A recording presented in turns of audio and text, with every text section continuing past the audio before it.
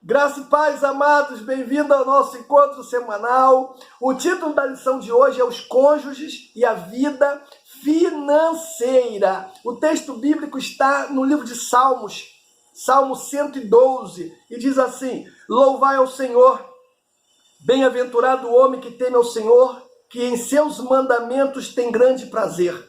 A sua descendência será poderosa na terra, a geração do justo será abençoada, prosperidade e riquezas há na sua casa, e sua retidão permanece para sempre. Aos retos, até das trevas nasce a luz, pois é misericordioso, compassivo e justo. Feliz é o que se compadece e empresta, que conduz os seus negócios com justiça. Certamente jamais será abalado. O justo ficará em memória eterna, não temerá maus rumores, o seu coração está firme, confiando no Senhor. O seu coração está bem firmado, não temerá.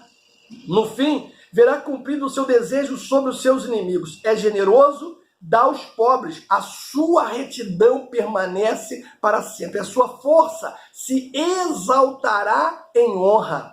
O ímpio verá isso e ficará com raiva, rangerá os dentes e se consumirá. O desejo dos ímpios perecerá. Palavra do Senhor. Meu irmão, nós temos 3 objetivos hoje. O primeiro é entender a necessidade de envolver toda a família no planejamento financeiro. Segundo objetivo é compreender que a diferença orçamentária dos cônjuges não deve provocar atrito no relacionamento. E terceiro objetivo é aprender que a saúde financeira obedece a alguns princípios. Pois bem, queridos, o dinheiro, ele é um dos grandes causadores de conflitos no relacionamento conjugal. Seja por conta de uma diferença salarial existente entre marido e esposa, ou pela maneira como os gastos eles são realizados. A verdade é que a riqueza, meu irmão, concede poder. E quando uma pessoa busca apenas o poder, acaba perdendo a compreensão de quem ela é. Adão e Eva, por exemplo, em vez de se tornarem iguais a Deus, depois que comeram do fruto da árvore, perceberam a sua própria nudez. Gênesis capítulo 3, do 1 ao 5, dá uma olhadinha. Por isso que eu sempre digo, que estudar a Bíblia é essencial, porque ela é um manual, meu irmão, para quem deseja aprender a lidar corretamente com o dinheiro. As escrituras, elas registram diversos casos de pessoas ricas que serviram a Deus com alegria, que souberam lidar com a riqueza e que a utilizaram para a promoção do bem e, sobretudo, para adorar a Deus. No Antigo Testamento, nós temos Jó. Dá uma olhadinha, capítulo 1, do versículo 1 ao versículo 3. E no Novo Testamento, nós temos José de Arimateia. Mateus capítulo de número 27. 2 homens ricos que souberam lidar com a riqueza, que a utilizaram para a promoção do bem e, sobretudo, para adorar o nome do Senhor. O que eu quero mostrar com isso é que a riqueza não é um mal em si, mas a forma como alguém lida com ela resulta, sim, em bênção ou em maldição. Sabe por quê? Porque há uma linha tênue entre a bênção e a maldição quando o assunto é riqueza. Muitas pessoas, em vez de possuírem os seus bens, são possuídos por eles, tornando-se verdadeiras escravas da riqueza. E nós precisamos estar atentos com relação a isso. Amém, queridos? Então, o primeiro ponto da nossa lição fala sobre o poder da riqueza. E aí nós vamos ver 2 coisas importantes aí dentro desse tópico. Nós vamos ver o apego desmedido às riquezas e nós vamos ver a questão da bênção financeira. No Sermão do Monte, Jesus falou sobre os males decorrentes do apego desmedido às riquezas. Mateus capítulo de número 6.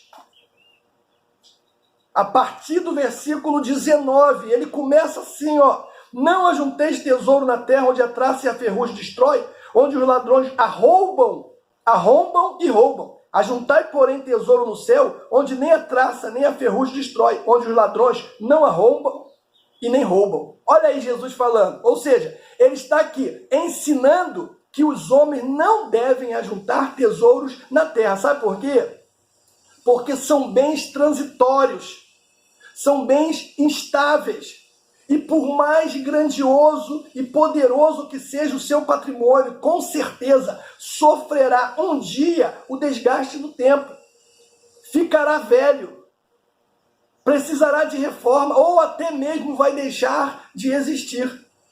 Aí ele diz o quê? Juntai tesouro no céu. Por que no céu? Porque são bens, irmãos, eternos. São bens permanentes. E outro detalhe mais importante ainda. Poxa, se eu vou morar eternamente no céu, se lá é a minha pátria, será a minha morada, nada mais justo, meu irmão, do que eu enviar recursos para lá. Essa é a ideia. Nós somos peregrinos, a nossa morada eterna é no céu com Jesus. Então por que eu vou ficar juntando tesouro aqui? Eu tenho que enviar tesouro para lá.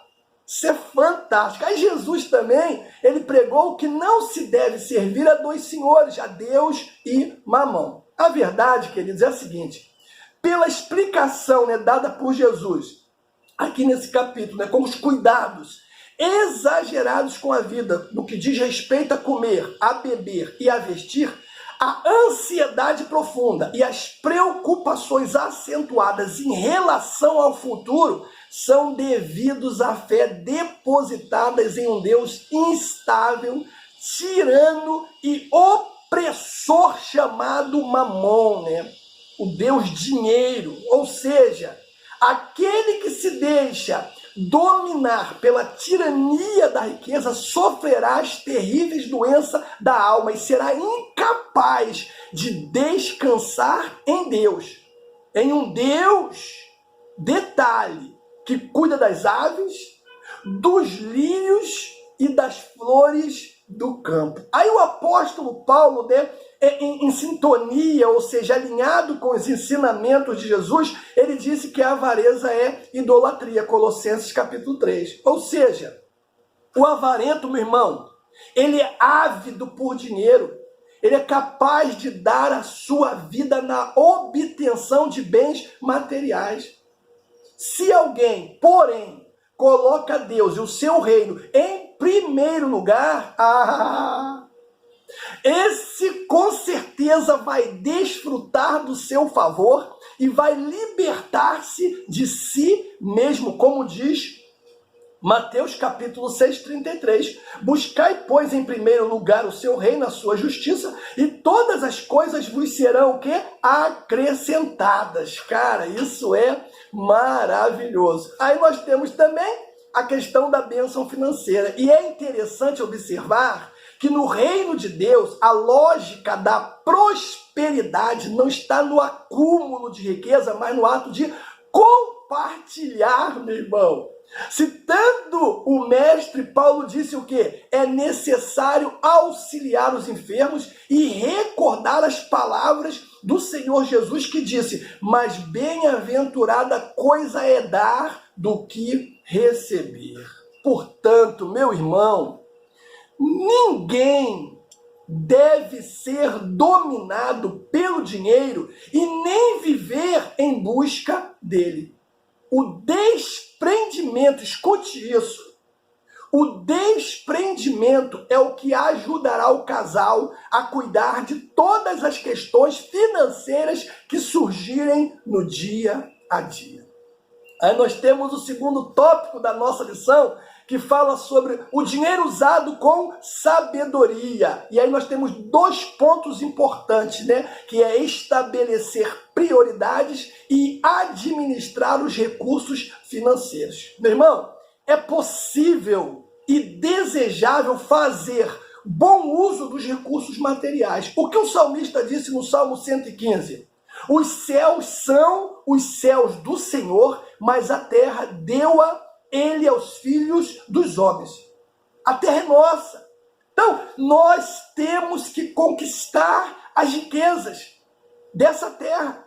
Mas não só conquistar, é saber lidar com elas. Agora, escute o que eu vou dizer aqui, que esse ponto ele é extraordinário. Muitos, no entanto, meu irmão, não creem, creem em equívocos quando se trata de dinheiro. Por exemplo, tem aqueles, e aquelas que pensam assim: ganho mais, por isso quem manda sou eu. Isso é um tremendo equívoco. Normalmente, o homem ele se sente na obrigação de ganhar mais do que a esposa. Quando isso não ocorre, alguns se sentem inferiorizados, humilhados. Outros não estimulam o desenvolvimento da esposa por não desejarem sentir-se por baixo. Só, queridos, que o princípio de autoridade, contudo, não está ligado aos dons de uma pessoa, mas sim à concessão feita por Deus. Romanos capítulo 13. Toda criatura esteja sujeita às autoridades constituídas por Deus. Por outro lado, escute o que eu vou dizer aqui. O sucesso de um homem está em não deixar a esposa para trás, mas em fazer com que ela cresça, caminhe ao seu lado e viva, meu irmão, debaixo da mesma promessa. Outro equívoco é quando eles começam a dizer assim: o dinheiro é meu e não seu. Muitas vezes, a necessidade de aumentar a renda familiar faz com que todos os membros da família busquem trabalho. Isso é maravilhoso. No entanto, o que seria uma atitude para somar acaba por dividir, porque cada um passa a administrar o seu salário por conta própria. Ou seja, a esposa trabalha e ela pensa da seguinte forma: bom, o dinheiro é meu, eu gasto como eu quero. Aí o esposo que trabalha também, ele pensa da mesma forma. Bom, já que o dinheiro é dela, ela gasta como ela quer, o meu eu vou gastar como eu quero. E para essas pessoas, é preciso lembrar que o conceito de uma só carne também envolve as questões financeiras. O dinheiro deveria ser nosso e não apenas meu. Aliás, irmãos, é fundamental ressaltar que as necessidades básicas do lar são atribuições do marido. Então, estabelecer uma porcentagem de renda para o uso coletivo da casa e outro para o uso pessoal tem sido a solução usada por algumas famílias. Outras dividem as despesas fixas entre os membros da casa. Isso também é importante. Por exemplo, os seus filhos trabalham, moram debaixo do seu teto. É importante que você dê uma conta aí para ele pagar de água, de luz, de internet. O que eu quero dizer, irmão, é o seguinte: quando há acordo, não há conflitos. Precisamos estabelecer também prioridades. A insaciável sociedade de consumo, ela deflagra problemas financeiros e automaticamente a vida conjugal ela é afetada. Portanto, meu irmão, é preciso que o casal estabeleça prioridades, as quais, fique claro isso, não devem ser impostas, mas definidas pelo diálogo. Quando ocorre o diálogo, meu irmão, é maravilhoso, porque os envolvidos assumem o compromisso de realizar o que foi combinado, e o combinado não dói. Então, definir metas e planejar futuro não é demonstração de incredulidade, não, como muitos pensam. Sabe por quê? Vou te falar, pega essa visão aí. O mesmo Deus que deu, ou seja, que garantiu o pão de cada dia para Israel, também orientou a José a utilizar corretamente o tempo das vacas gordas. Gênesis 41. Texto fantástico, meu irmão, Gênesis 41. Texto maravilhoso. Aqui tem um princípio que, se for colocado em prática, nunca mais você vai ter problemas financeiros. Que isso, pastor? Nunca mais. Lembra de Gênesis 41? Faraó, ele tem um sonho. Ele sonha que ele está próximo ao rio Nilo, diz a palavra de Deus aqui, e de repente ele vê 7 vacas formosas e gordas que pastavam entre os juncos. após elas subirem do Nilo, outras 7 vacas no mesmo sonho aparecem. Só que essas são magras e raquíticas. O detalhe do sonho aqui, irmãos, é que ele diz que as vacas magras, elas devoram as vacas gordas. E aí ele acorda, ele fica desesperado. Chama os magos, os adivinhos, ninguém consegue interpretar o sonho e alguém lembra de José. Chama José, coloca diante de Faraó. Faraó conta o sonho, José interpreta na hora e diz para ele, olha, as 7 vacas gordas são 7 anos de bonança, de bênção, de prosperidade.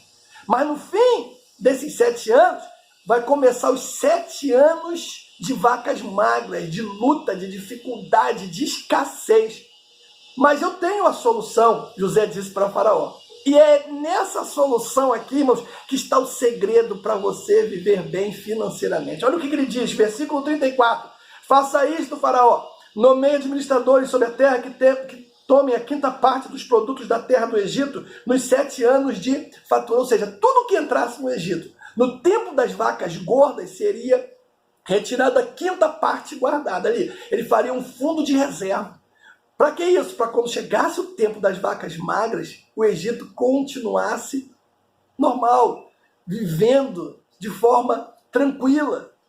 Essa não é uma orientação apenas para José ou para esse tempo, é uma orientação para mim, para você. Pega o teu salário, devolve o seu dízimo e depois tira a 5ª parte. E guarda. Quando chegar o tempo das vacas magras, você tem ali o fundo de reserva para usar, meu irmão. Ô, querido, essa instrução, ela é poderosa. Nunca mais você vai ter problemas financeiros. Agora, vai doer? Vai. Você vai ter que ir para a UTI financeira. Vai. Porque antes do milagre, aí que está um problema nosso, nós ficamos esperando Deus operar milagre, aí oramos, né? Vamos para a campanha, né? E nada acontece. Sabe por que não acontece? Porque antes do milagre de Deus, eu preciso de uma atitude milagrosa. Tudo começa comigo. Tem coisas que eu preciso fazer. E a primeira providência é eliminar o supérfluo. Elimina o supérfluo para você ver. Você tem internet no celular, em casa, no trabalho? Tira uma coisa disso aí, meu irmão. Você tem um carro novo, mas não anda com ele com medo de ser assaltado e não tem dinheiro para pôr uma gasolina? Avalie a possibilidade de ter um menos custoso. Mora numa casa grande, paga um aluguel caro, muda para um apartamento menor. Aí você vai falar, mas o meu padrão de vida vai cair, vai não. Pelo contrário, vai aumentar, porque você não tinha nada, agora está sobrando. Essa é, irmão, a deixa, cara, fantástica. Aí dentro desse ponto também nós temos a administração dos recursos, administrar, meu irmão. Ou seja, a palavra administração é a ação de administrar, de dirigir os negócios públicos e privados, de gerir bens. Faz parte do mesmo campo semântico do termo economia. É a junção de duas palavras gregas, oikos, que é casa, e nomos, que é lei. Então, economia é o gerenciamento ou a administração da casa por meio de regras e leis. Escute isso, a administração eficaz evita gastos excessivos em qualquer área da atividade humana. É fundamental harmonizar, meu irmão, as necessidades da família com os recursos provenientes do trabalho. Quando um casal gasta tudo o que recebe, isso já é um sinal de alerta. É essencial que marido e esposa façam um controle de todos os seus gastos, sentando-se para planejar o uso dos recursos que os dois possuem. Lucas capítulo 14, 28, meu irmão. Que diz a palavra do Senhor: se algum de vós está querendo construir uma torre, não se assenta primeiro a fazer as contas dos gastos para ver se tem como acabar? Olha aí, ó. Administre e você vai ver a bênção de Deus sobre a sua família. E esse é o terceiro tópico da nossa lição. E aqui tem 3 pontos importantes: as sementes que enriquecem, a oferta que atrai o olhar de Deus e a fidelidade que promove. Inúmeros textos bíblicos relacionam a vida financeira com a obediência a Deus. Malaquias 3,10, trazei todos os dízimos à casa do tesouro, e eu abrirei as comportas dos céus e derramarei sobre a sua vida bênçãos sem medidas. Aí nós temos Crônicas 7. Se o meu povo que se chama pelo meu nome se humilhar, orar, buscar a minha face, se converter dos seus maus caminhos, então eu ouvirei dos céus, perdoarei os seus pecados, sararei a sua terra. Agora estão abertos os meus olhos e atentos os meus ouvidos à oração que se fizer neste lugar. Aí nós temos Provérbios 3, versículo 9 e o 10, que diz: honra o Senhor com teus bens e com as tuas primícias de toda a tua renda, então se encherão os teus celeiros abundantemente e transbordarão de vinho os teus lagares. Cara, o princípio da saúde financeira, meu irmão, é priorizar e honrar a Deus com todos os nossos bens. Toda a família deve entender que, além de saber administrar os recursos, a liberalidade em ofertar e a fidelidade no ato de devolver o dízimo atrai sim bênção de Deus para o lar. O profeta Ageu, ele afirmou que a causa da escassez vivenciada pelo povo judeu em seus dias era espiritual. O povo, ele estava muito preocupado com as suas casas e esqueceram, abandonaram a casa do Senhor. E aí veio um tempo de muita dor e sofrimento para aquele povo. Meu irmão, pega essa visão, a liberalidade em ofertar e também a fidelidade ao devolver o dízimo ao Senhor atrai as bênçãos de Deus sobre a nossa casa. O apóstolo Paulo, ele tratou a oferta financeira como semente. Então, se eu olho para a oferta como semente, é totalmente válido que o ofertante crie uma expectativa de colheita. Segunda carta de Paulo aos Coríntios, capítulo 9, do 1 ao 15. Mas eu vou ler 2 versículos 7 e 8, que diz assim: cada um contribua segundo propõe no seu coração, não com tristeza ou por necessidade, porque Deus ama quem dá com alegria. Agora olha o versículo de número 8. E Deus é poderoso para fazer abundar em vós toda a graça, a fim de que, tendo sempre em tudo toda a suficiência, em toda a boa obra abundeis. Ah, meu irmão. Aí, por intermédio de Epafrodito, Filipenses, capítulo de número 2, a igreja de Filipe enviou uma ajuda ao apóstolo Paulo, e a resposta do apóstolo Paulo, irmãos, traz um ensinamento poderosíssimo acerca da importância de ofertar. Filipenses capítulo 4. E eu vou começar no versículo 15. Olha a resposta do apóstolo Paulo. E bem sabeis, ó Filipenses, que no princípio do evangelho, quando parti da Macedônia, nenhuma igreja compartilhou comigo no sentido de dar e receber, senão vós mesmos. O que Paulo está dizendo aqui? Primeiro, o receber é consequência de dar, meu irmão. Paulo interligou os verbos dar e receber, pois eles são inseparáveis. Sobre Filipe, ele disse: nenhuma igreja comunicou comigo com respeito a dar e receber, senão a vós. Isto era muito claro para o apóstolo Paulo, que inclusive citou as palavras de Jesus: mais bem-aventurada a coisa é dar do que receber. Ei, o ato de dar, meu irmão, abre as portas para o receber. Mas quando alguém retém mais do que convém, dá legalidade ao fracasso financeiro. Aí você olha aí Provérbios capítulo 11, 24 e 26. Outro ensinamento dentro da resposta de Paulo está no versículo 17. Não que eu procure as ofertas, mas procure o fruto que aumente o vosso crédito. Meu irmão, Paulo está falando que o dar aumenta a nossa conta. Paulo não está interessado em receber, mas em doutrinar a igreja para que eles entendam e aprendam o caminho para o recebimento. O ato de semear aumenta o crédito do ofertante. Ele continua, versículo 18. Ele diz assim: bastante tenho recebido e tenho abundância. Estou bem suprido depois que recebi de Epafrodito o que da vossa parte me foi enviada, como cheiro suave, como sacrifício agradável e aceitável a Deus. Ou seja, ele está dizendo que a oferta possui características. Paulo não tratou a ajuda recebida como algo simples, mas como um cheiro suave, como um sacrifício aceitável, como um ato aprazível a Deus, meu irmão. Isso é muito sério.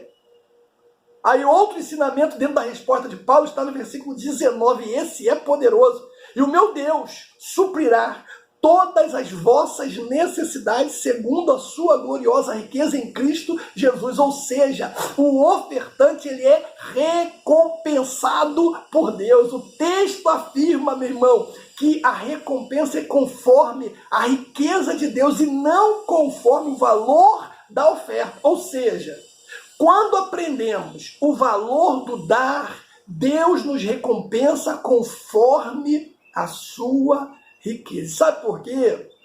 Porque a oferta, ela atrai o olhar de Deus. Adão e Eva ensinaram aos seus filhos a importância de adorar a Deus com as ofertas. Gênesis capítulo 4. Abel, ele decidiu aplicar as lições e entregou ao Senhor as primícias da sua ovelha.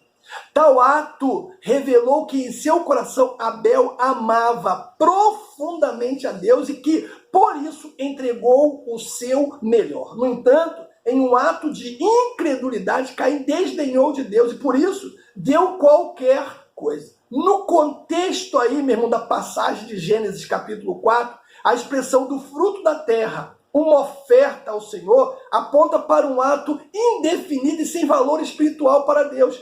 Caim quis apenas cumprir um protocolo, sem, contudo, atentar para o real significado da oferta.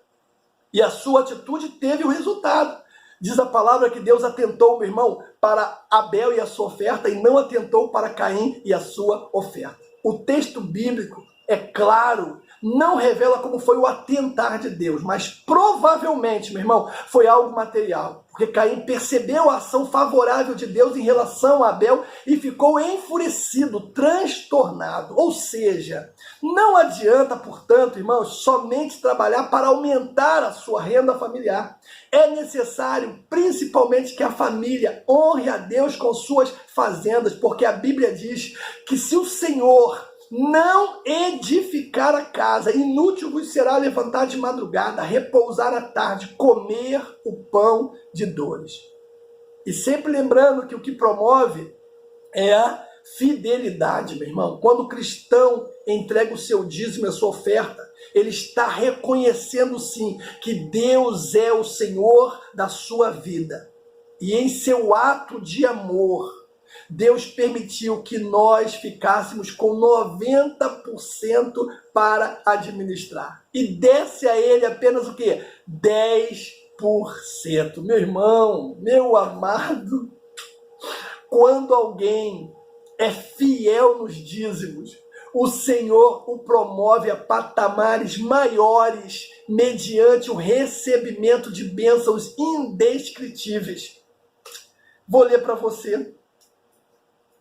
Malaquias 3,11 diz assim: por vossa causa repreenderei o devorador, para que não vos consuma o fruto da terra, a vossa vide no campo não será estéril, diz o Senhor dos exércitos. Verdadeiramente, ser fiel a Deus é o que promove os homens. E eu quero concluir, irmão, dizendo o seguinte: é necessário sim que o casal administre todos os recursos financeiros com sabedoria e planejamento. Também é fundamental permitir, e invocar a presença de Deus para uma vida financeira abençoada.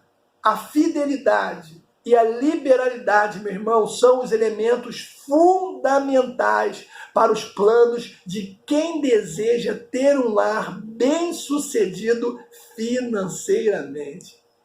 Guarde essa palavra, põe em prática os ensinamentos e Deus vai honrar a sua família. Que Deus te abençoe.